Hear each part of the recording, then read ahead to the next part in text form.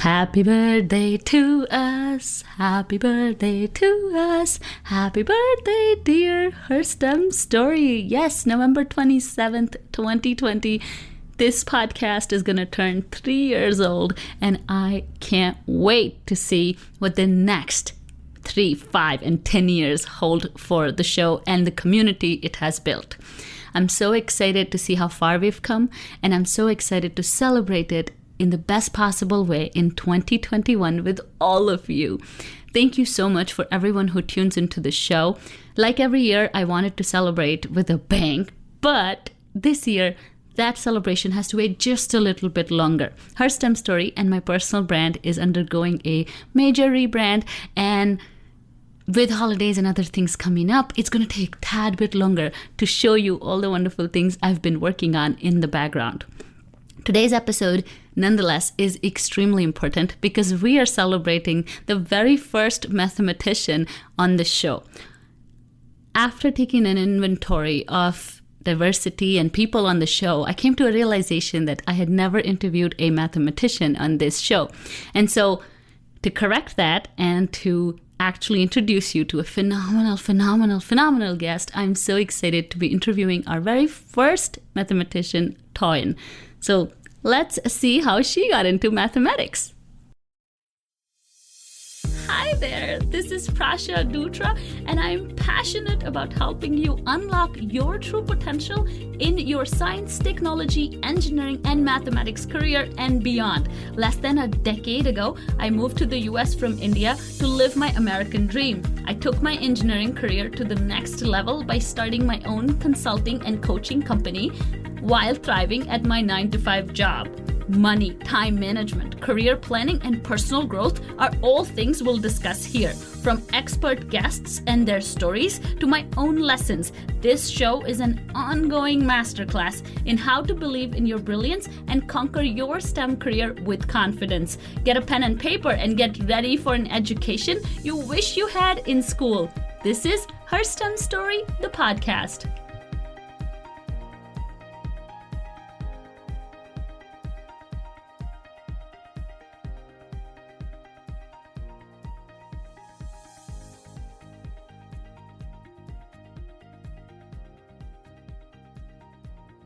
This message is from our sponsor, IBM. Are you interested in tech for good and supporting causes that matter most to you? Master the Mainframe is a coding competition for students just like you. Join IBM to learn new skills, win scholarship money and prizes, gain access to jobs, and connect with future employers. It's for beginners, and it includes 3 interactive levels, where students will code and administer the enterprise computing systems powering today's global businesses. In the spirit of holiday giving, for every student who finishes level 1, you'll be feeding 4 children through World Food Program's Share the Meal initiative. Visit masterthemainframe.com or use the link in the episode notes to register before doors close on January 17th, 2021. If you're not a student, help us recruit a student for this wonderful competition and feed the world's children. Don't forget to sign up at masterthemainframe.com. Hi, Toyin. Thank you so much for joining us today. Yay, thank you for having me. I'm so happy to be here. Oh, this is so great and long time in the making. I had the pleasure of interviewing you for our Share the Mic series on Instagram, and your story has stayed with me ever since, and it's so exciting to finally have you on the show. Oh, thank you so much. I'm excited to share my experience. Yeah, wonderful. Also, you are the first mathematician to be on Hurstum Story. Oh, wow. That is so interesting. But that makes sense. There are not that many women in math. Yeah. And I think for a long time, I hung out in the science circles. So I think for a long time, it was very much scientists. And I think this year, I've tried to make the shift to at least getting into those tech circles and engineers, because that's who I am. And I think now I'm like trying to just diversify, my network and stuff. But when you're surrounded by scientists, you just have this bias and you end up like, oh, I have never interviewed anyone in maths.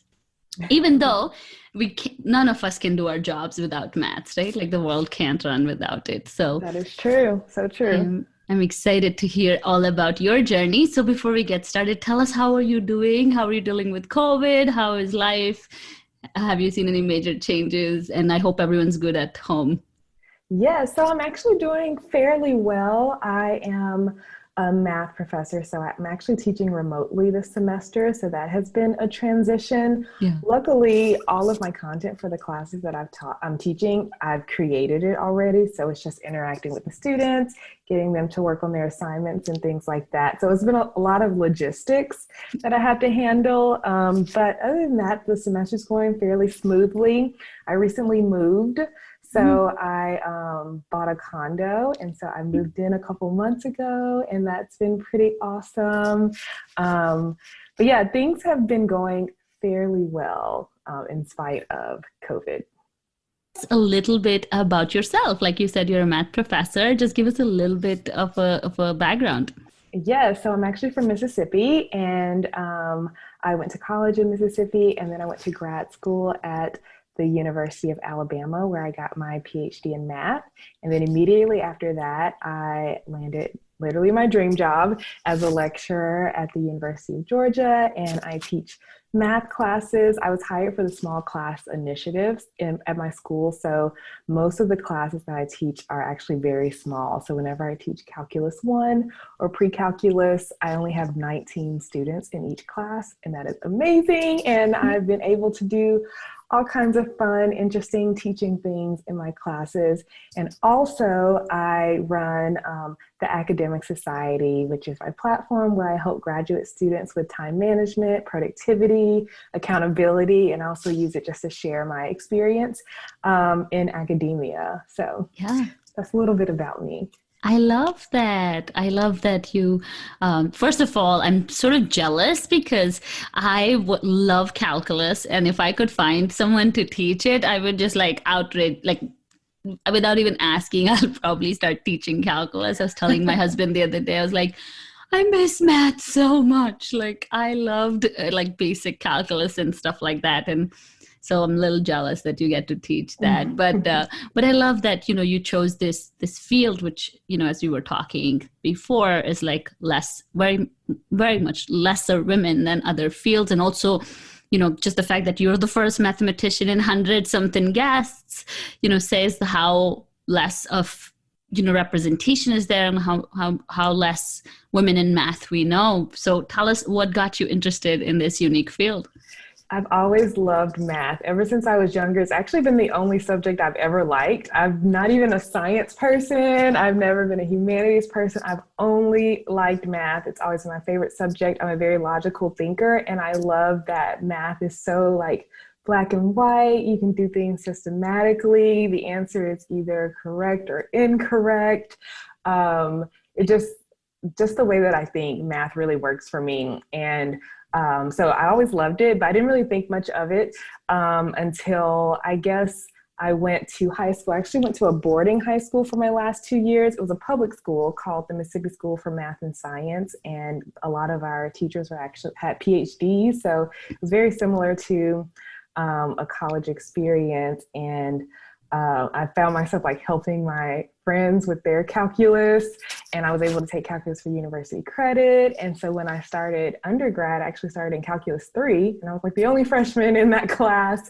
However, I thought, since I was, you know, quote unquote smart, people always say you should be a lawyer or a doctor or something like that. So I was like, okay, well, I definitely would not be a lawyer, but maybe I could try to be a doctor. Yeah. And so I started as a biology major because I was going to try to be an optometrist, even though the year before in high school, I had done like a mentorship with an optometrist, and I hated every moment of it. But that summer, I started school early. I did the summer bridge program where underrepresented students in STEM got to come to campus a month early, and we took 2 classes and 2 science prep courses. And I was helping everyone with math, and I was like, I just love the math. I don't really like the science. And so I decided that summer, before I even started, that I was going to change my major from biology to math, even though I was going to still take all the science courses to be an optometrist. And then when I got to chemistry, I hated chemistry too. I just hated chemistry lab. I just could not have the right amount of substance at the end of the experiment. It was awful. I dropped the lab, and I was like, you know what? Like, I could do the class. The lab was just not for me. It's like, you know what? I'm going to go all in on this math thing and see where it leads me. And so I started doing summer research programs, learning more about grad school. And I didn't know what I wanted to do with math. I just knew that I wanted to keep learning about it. So I went into a PhD program.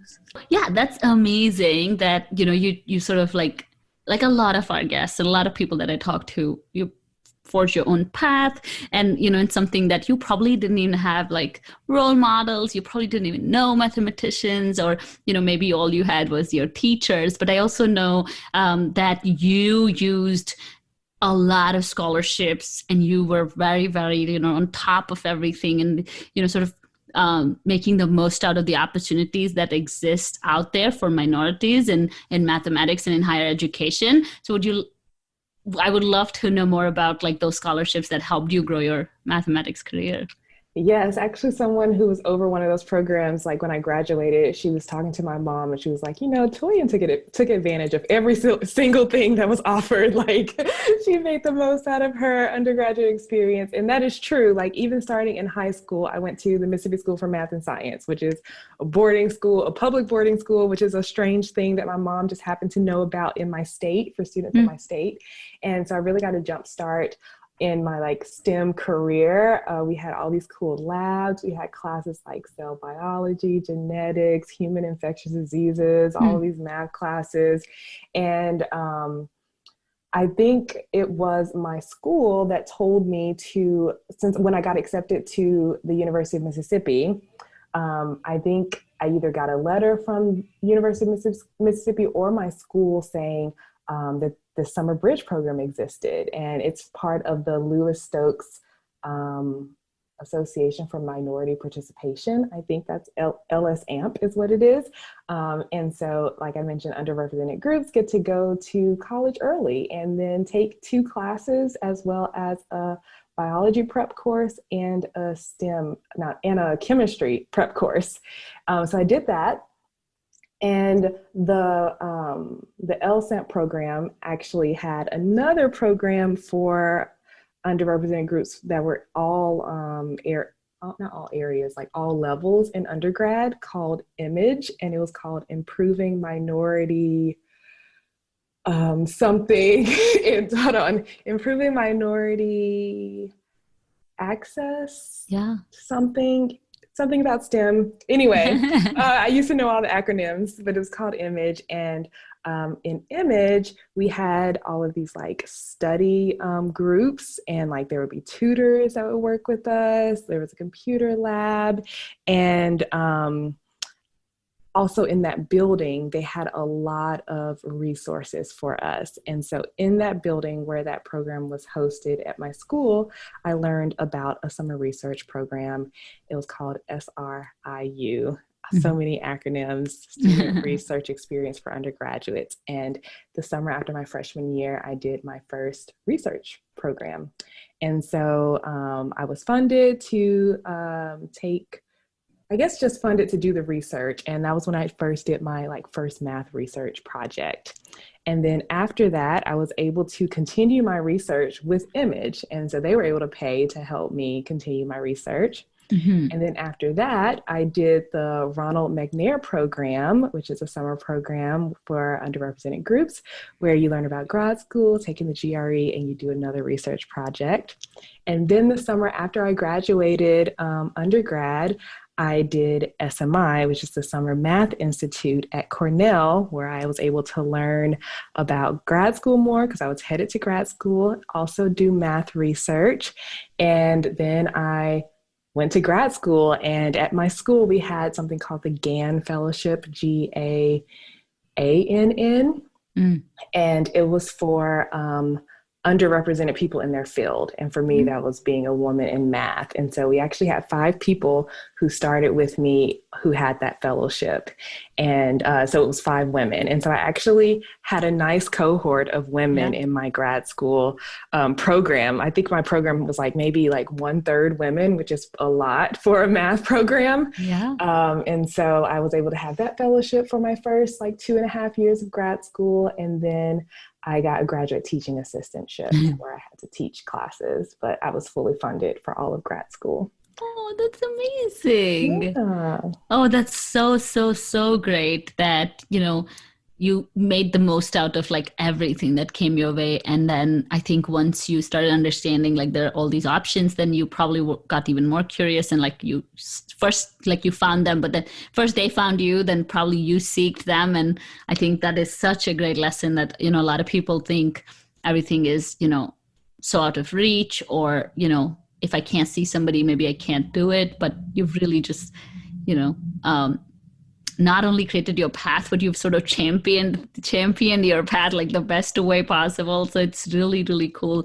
But when you said research in math so many times, I am curious to know, what does research in math look like? It looks so different. Like people will be so surprised to know how big the area of math is because Mhm.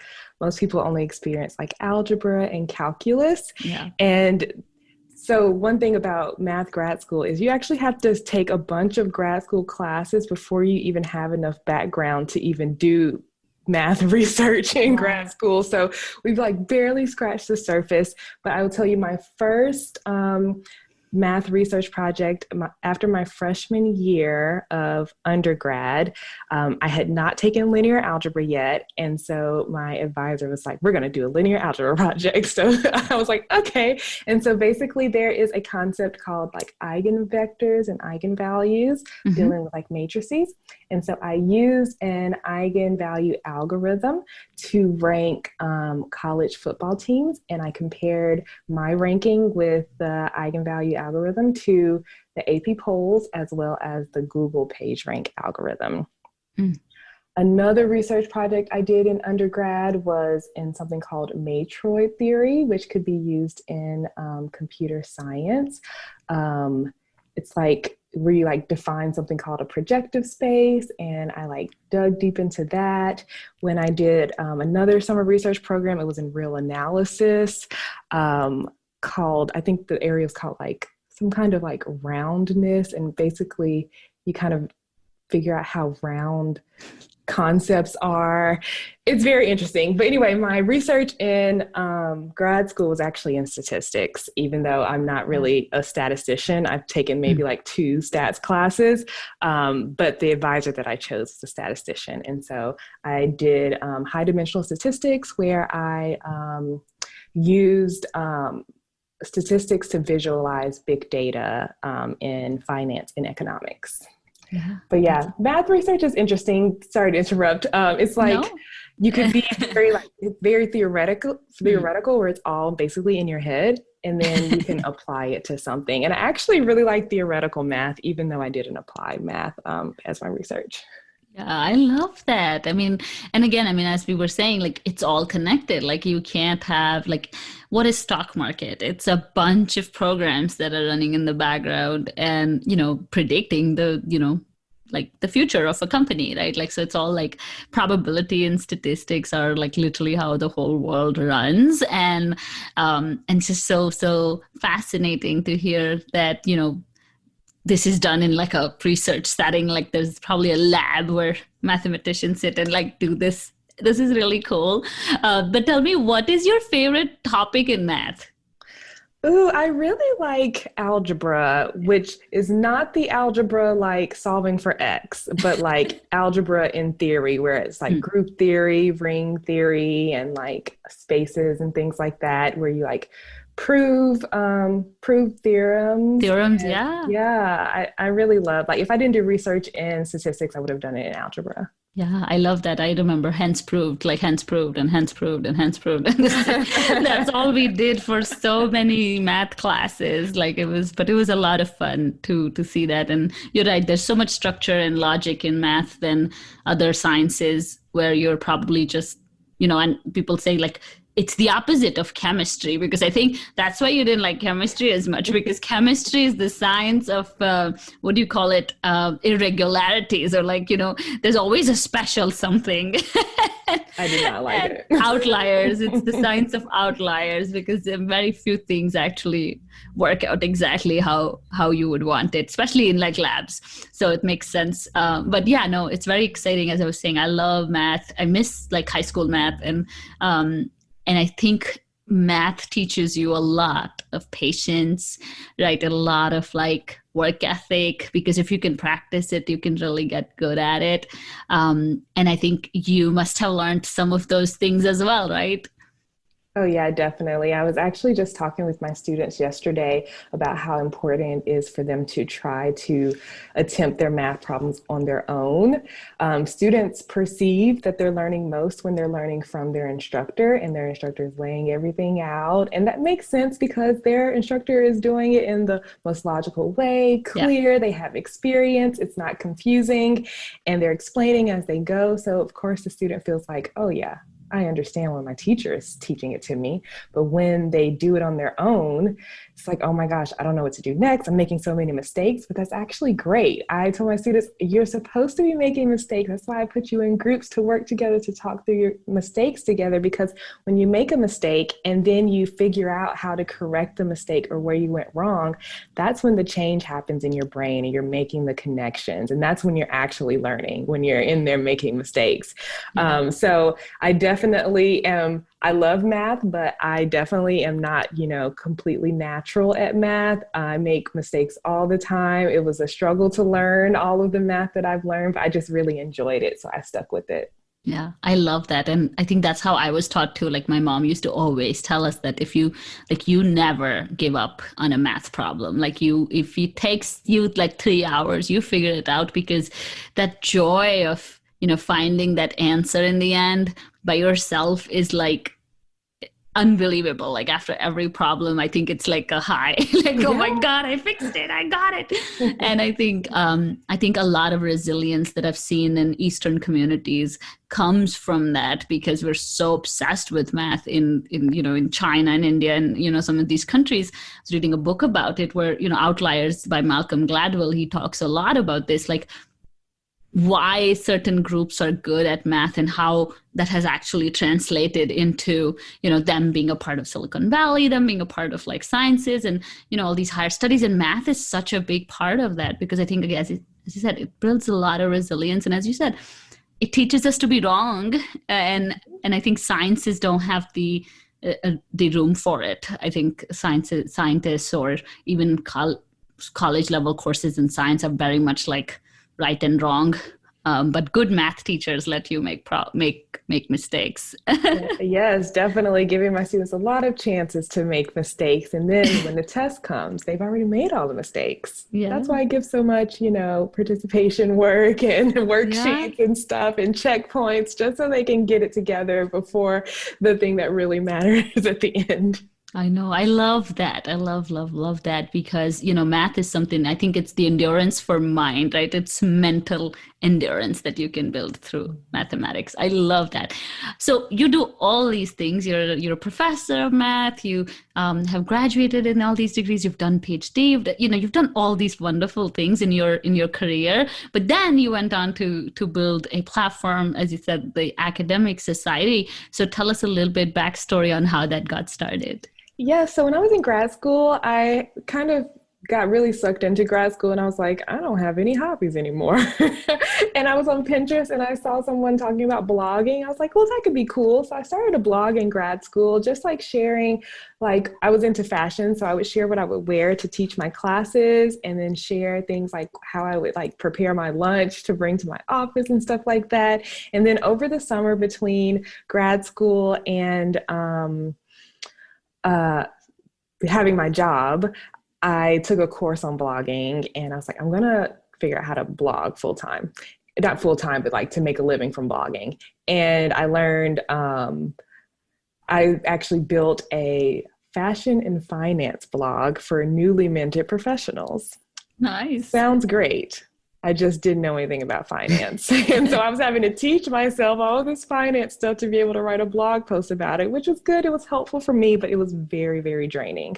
Also, as a single person who lives alone, it's hard to take pictures of yourself wearing outfits.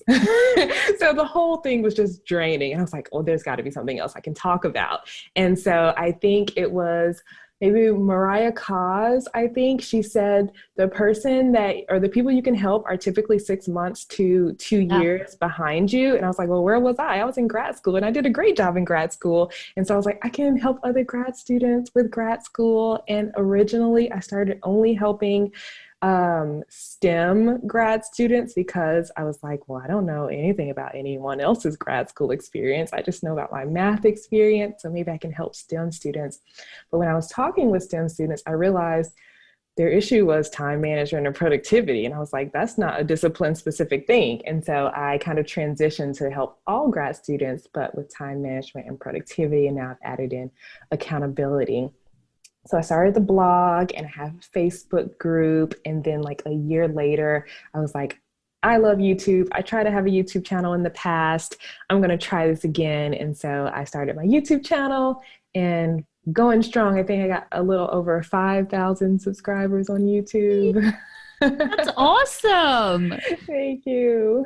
I have so much respect for YouTubers. So much, like so much. It's a tough platform to stick with. It takes a lot of time investment and also skill building in terms of what all goes into it. But your channel is awesome and things that you're talking about. I wish someone was talking about it when we were in grad school, as you said, like helping people before us. And it's really, really cool what you have built and how much, value and positivity you bring to your platform and to the people that follow you, and so much value even if you're not a part of your courses or your offerings, but still just a really, really authentic page and authentic brand. So what would be you talk about time management and productivity, what would be your biggest productivity tip for our listeners if they're whether in grad school or whether they're working? Yeah, so for productivity, I think it's really important to know your goals first, because you may feel that you're being productive on something, but maybe that thing doesn't really matter as much as you think it does. So taking some time to figure out, oh, what are my goals? What do I want to achieve? And having that in your mind first. And then you can figure out what kind of things you want to prioritize and what things you want to spend your time on. And once you know that, then my biggest tips are having a to-do list and then prioritizing that to-do list. So when you start your day, maybe you do a brain dump of all of the things that you think you want to get done for the day. You check your email, see what things you need to add from your email into that list. And then you go back and you choose the top 3 things on that list. And so these are the 3 things that if you got nothing else done, but those 3 things, you would feel like this was a good productive day. And those are the things you work on first. And I think prioritization, number 1, and then number 2 is structure. I thrive on structure. I think it's because I'm an Enneagram 5. I structure my days. It's literally the same every single week, my days, and having some type of time for like knowing when you're going to wake up, when you're going to wind down, when you're going to eat, when you're going to move, when you're going to do work, and build that into your schedule. I think that can help you be productive too. Yeah, I love that. I think people try to control these big events in life, and I did that for a long time, I want to control like the outcomes of these big events and big things that are literally out of my control, and forget about like routines and forget about like things that I can control on a daily basis and in like tiny bites size things that I can do.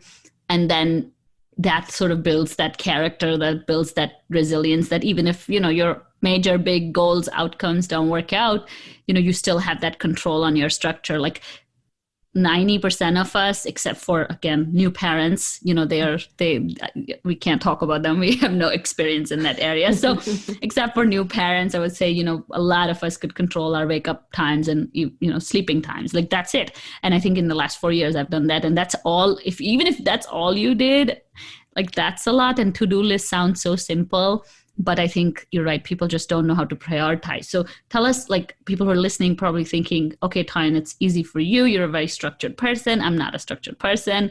How do I know which of this is important? How do I prioritize? Yeah. So one thing to note is that time management and even like productivity, it's like a learning process and it's trial and error. And you probably won't get it right the first week you try it, but the more you try things, the better you'll get at it. So one of my tips is figure out how long things take to do.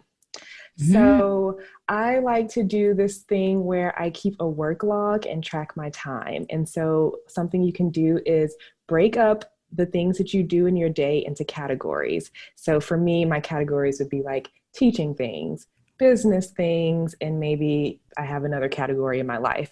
And I would, when I'm sitting down to do work, I would like write down how much time I spent on things and like tally it up at the end of the week. How much time did I spend on my teaching? How much time did I spend on my business? How much time did I spend on the other thing?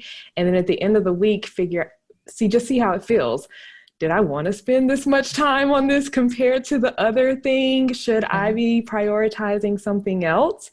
And the nice thing about time tracking is it's like an auditing system. It's like auditing your week just to see how your week is going, but also just knowing that you're going to be keeping track of your time helps to motivate you to get more done because you want it to look good at the end of the week. So you're like motivated to do those things.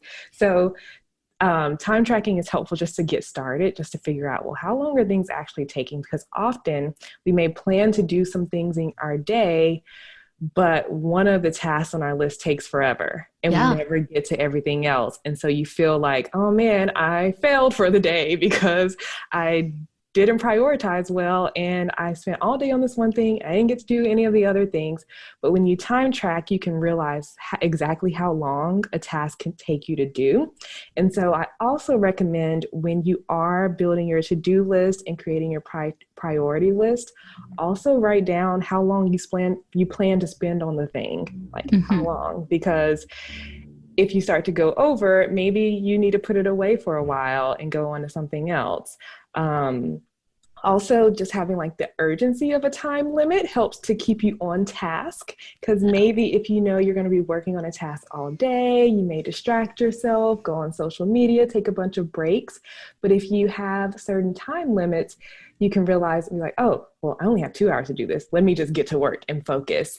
And oh man, I was going to mention something else, and I think I lost my train of thought while I'm thinking about that. That's all right. Okay. No, but that's really great. I mean, I think time tracking, and I think with women, all the people that I work with, it's always the same thing where women are saying, I don't feel successful. I don't feel like I'm giving enough time. But, so many of us were taught to go all out when we were studying in school. Like, if you study more, you may score more kind of mentality. Mm-hmm. And I think the concept of productivity wasn't sort of taught, in a way that it should have been. And I think with women, because we're trying to impress everybody, we're trying to do all these things, that we want to just be the best at everything.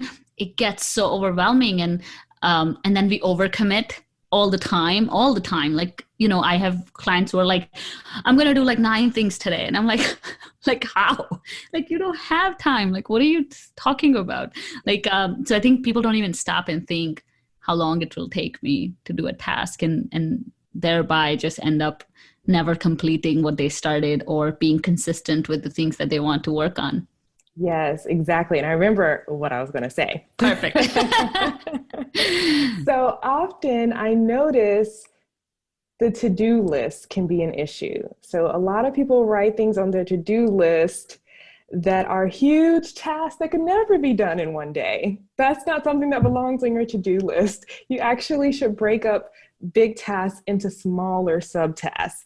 And those smaller subtasks are things that should go on your to-do list. Like I wouldn't say, maybe I'm writing my dissertation or something. I wouldn't say, write dissertation on my to-do list. That's a huge task. That's so overwhelming. And it's going to make me want to procrastinate. Instead, maybe I would say, read this article for background on this topic. Write a little bit of the introduction. Figure out my references, like small things. And something that really helps is the Pomodoro technique. I talk about this in all of my programs, where you work for a certain amount of time and take a little break for a certain amount of time, and it refreshes you so you can get back into it. And having those smaller pieces of time can help you figure out how to break up your to-do list. I always say you should only try to do one task per Pomodoro. So if you're doing 25-minute Pomodoros, I'm not going to say, I'm going to do these 3 things on my to-do list in 25 minutes. I'm going to focus on that one thing and see if I can do it in that 25 minutes. If not, I'll finish it in the next 25 minutes. And I think being able to build a to-do list with smaller tasks just feels less overwhelming. And then you can check more things off and feel more accomplished. Yeah, I love that. No, I think that always happens. Start a podcast, do like 10 episodes in a week. I've done that. I'm going to do everything in the next Sunday. And then Sunday comes and I can't even move from my couch. And it's like, why did I do this to myself? And I think that's a great point, that, have that big vision. And I think it works the other way too. I think you'll agree that it works the other way too, where you may have all these tasks, but think about what's the big arching goal that it's serving, instead of just filling your time with a bunch of to-do lists. And think about, why am I doing this? That's a great point too, where it's like, what's the big goal here? What's this task, like sort of subcategory of what big goal?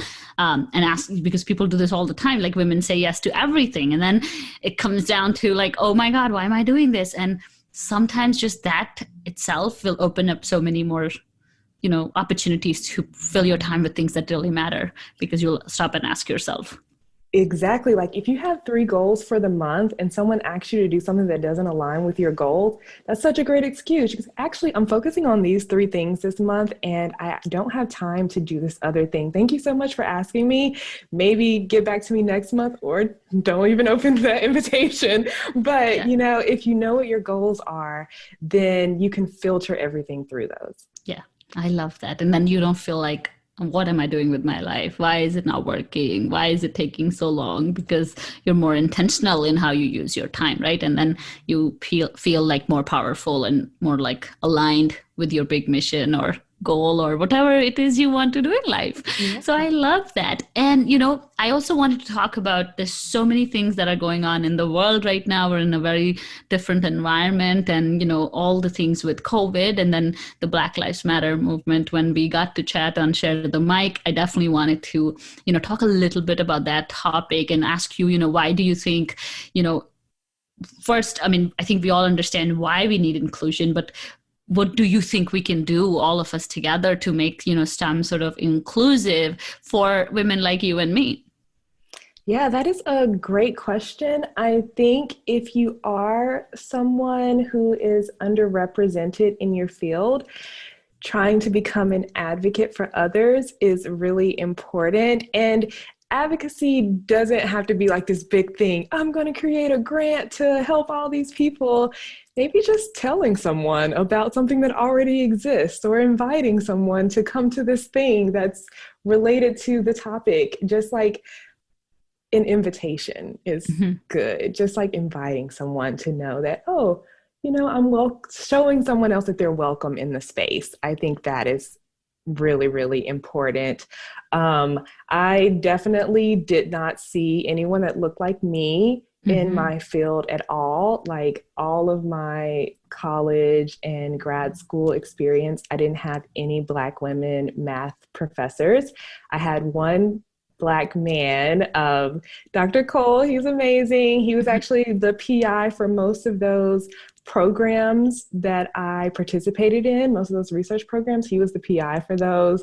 And so seeing him in that role, I really looked up to him. I was like, I want to work at a university. That would be so cool. Because not only was he a professor, he was like an administrator. He was like an assistant provost. He was like the PI on all of these grants that helped underrepresented people. And I just thought he was amazing. And just, even though he wasn't exactly like me, but just seeing him in the space and doing so much for people like me was so helpful. So I think just sharing that your others are welcome is how to get Yeah. started, I guess. I love that. And I think it's beautiful because now you are the one who's inspiring others to, you know, dream of having a career in maths, to dream of being this person who can do everything, and to really help people believe that, you know, they have more time and resources than they realize, you know, because it's very, very easy to get sucked into the negativity and to feel down because, you know, the world may project that on you. But at the end of the day, I think we are still extremely blessed. We're still extremely lucky. And I think if we could somehow find a way to find positivity in all this, you know, all this mess, I think we could really like lead the way for the next generation. Because if you and I lost hope, then, you know, then it's not going to be nice for the people that are following us. And I think you're definitely that role model for so many people. I'm sure your students too. Oh, thank you so much. Yeah, I agree. I'm a positive person. I think I was raised to be a very Yeah. positive person. My mom is so positive. She actually never let me speak negatively when No. I was younger. So if I would say something negative, my mom would be like, "Oh, what was that?" And I would have to like reverse my thinking and come up with some Yeah. positive spin. And I just was not Yeah. allowed to be a negative person. Same here. Yeah. In our house, like my dad used to say that, you know, God's listening like all the time. And like he's listening to everybody. So your turn like can come anytime. And so if you're saying negative stuff and that's when he listens, then be ready because he's gonna give you more of that. And so Yes. I would always be afraid to like, you know, because, you know, there's also like Joel Osteen says, you know, he says like you can think it if you want, but don't bring it, like don't vocalize it, like don't put Mhm. words to it, because words are powerful, you know, words are Yes. extremely strong and they can really, it's hard to take back what you've said. And so I think words are really powerful. So if you're positive and you talk positivity in the world, hopefully you're creating a positive space, and also welcoming people, you know, who are not like you or who are different. And I think that's what's worst about this time that we're in today, is that we have absolutely lost empathy for anybody. And we've also lost like this whole idea that some people can have a different opinion, right? Like some people can have a different experience of life than you and I. And it doesn't mean that they're right. It just means that you focus on something else. Like it's not your job to turn these people around. It's not your job to get sucked into that negativity, and you know, just respect each other and sort of like try to move on and create an inclusive space for people that you can really help and support, instead of trying to, you know, change those people that don't think like you. Yeah. Oh, totally. I agree. I think my mom was saying something this week. She was like, we don't change people. It's God is going to change them, or something else is going to change. It's not up to us to change them, but it's up to us to live a life Exactly. that is like someone could like look up to and like be Yeah. encouraged by. And so Yeah. hopefully we can be good examples for other people. Yeah, and that's 100% true. I think more frustration comes from trying to change people than from just living that inspiring life, or that happy life that people can just get inspired by. I love that. So we know that you have lots of superpowers, but tell us, what is your superpower? Yeah, so someone actually emailed me that this is your superpower. So I was like, wow. So she said I was able to, so she's starting a business and we met about it, and I helped her like organize her thoughts. And she was like, your superpower is helping to like organize people's scattered brains and give them clear action steps on where to go. I think because I think so logically, I Yeah. can like, and I think it's also me being an Enneagram 5, I can take a mess and so quickly and easily put it into little categories, organize it, and then come up with a plan of action to make something happen. And I can just do that naturally. And I didn't realize that other people couldn't do it naturally. So like I talk about things on my YouTube channel, like how I'm organizing things, doing things for time management, being productive, and people are amazed. And I'm like, what? You don't do this? And it's just the way that I think. So I do think I am very good at organizing. So you're the Marie Kondo of thoughts. You declutter people's thoughts and scatter the brain, which I think that's everybody has that. So there's so many ideas people sit on, and that's awesome. I can totally see you do that. I love, love, love that. So tell us, how can women, I mean, this show is about women, people who recognize as women, how can women start believing in their brilliance in STEM? Oh, that's so good. I think surrounding yourself with other women who are in STEM and encouraging each other, I think accountability is so important, and it can help to motivate you when things start to feel a little low or you get frustrated or stressed. And it's nice to know that someone is going through something with you, the same thing as you or something similar as you, to help you see that, oh, I'm not actually alone. So I think seeing that you're not alone in the process is helpful. And then also taking some time to reflect and think about what it is that you love. Like I started undergrad as a biology major because I thought I was supposed to be an optometrist or something, but I realized I love math. I had no idea what I was going to do. Had no idea I was going to be a professor until like my third year of grad school. It just came together. Yeah. But I just kept doing the thing that I loved. And so like, I just wanted to learn more about math. And so I did, and it led me to an awesome career that I love. And so one of the things I say in the academic society is that it is possible, and you can live a fulfilled life and be successful in academia at the same time. Yeah. And I think that's so important, to just look inward to figure out what you love and then figure out how to make it happen. I hope that answered the question. It did. No, that's awesome. And I know this is such a heavy question because there's so many things you can do, but I think you summarized it really well, that, just go inwards and think about what do you really want? Because if you look back in your life, if they look back on their life, they're going to find out that no matter what, if they decided on something, they made it happen. Like, it didn't matter. It didn't matter what people said. It didn't matter their situation, but when they truly believed that they can do it, and they decided on it, they just did it. Like you said, they made it happen. So I think it's more about going inwards and really figuring out what it is that you want. And then if you don't know what you want, just keep taking the next logical steps, right? And it will lead you to wherever you're meant to be. That is so true. So I knew I liked math. I didn't know what I wanted to do. I just kept finding things that I didn't like. I was just like, oh, I don't want to do that. Don't want to do that, until I just happened upon the thing that I did love that was so fulfilling for me. So finding out that what you thought you wanted isn't actually what you wanted is also a step in the process. For sure, right? A process of elimination, right? But you have to try things for it. Yeah. So tell us, what's your recent favorite book? Yes. So I don't really read much. I do this thing where I start books, but I never finish them. I don't know why. It just happens. But I can tell you, I love podcasts and I love TV. So podcasts, I'm going to give you two. Yes, sure. And just a fun one. So for business, I've really been into the Jerisha Said podcast. She is actually a corporate civil engineer turned entrepreneur, and she's very inspiring and motivating. And then for fun, I really love the Girls Gotta Eat podcast. It's a dating and comedy podcast. It's like very raunchy. You would be like, this is not on brand for Toyin, but it's hilarious.